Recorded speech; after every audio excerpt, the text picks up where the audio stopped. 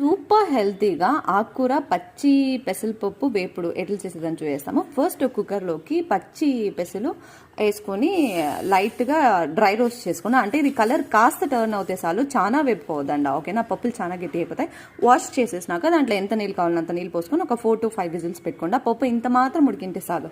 ఇప్పుడు అదే నీళ్ళలోకి ఆకుకూర, ఓకేనా, దాన్ని వేసుకొని ఒక తెల్లు అంటే ఒక ఉడికించకుండా, అండ్ ఈ నీళ్ళనంతా ఒక స్ట్రైనర్లోకి డ్రైన్ చేసుకుండా ఆ నీళ్ళు మీరు వంచిన సారైనా చేయొచ్చు, లేకపోతే సూప్ మారి కూడా కన్స్యూమ్ చేసుకుని వేయచ్చు. ఓకేనా, ఇప్పుడు తిరగబాదుకి నేను నువ్వుల నూనె పోసి ఆవాలు, పచ్చెనగపప్పు, ఉద్దిపప్పు, లజ్జా దంచుకునే తెల్లగడ్డ, 2 ఎండుమిర్చి, కాస్త కరివేపాకేసి బాగా వేపుకుంటాం. దాంట్లోనే చిటికెడ పసుపు, హ్యాండ్ఫుల్ ఆఫ్ ఎర్రగడ్డ ఫైన్గా చాప్ చేసిండేది ఇవంతా వాడినాక మనము ఉడుకు పెట్టుకుంటే ఆకుకూర పప్పు వేసి దాంతో పాటే కాస్త సాల్ట్ వేసి బాగా సౌట్ చేస్తే ఇంకేం సర్వింగ్ దా చాలా హెల్తీగా ఉంటుంది, సూపర్గా ఉంటుంది. ఇష్టమైంటే నా ఛానల్ని సబ్స్క్రైబ్ అవ్వండి.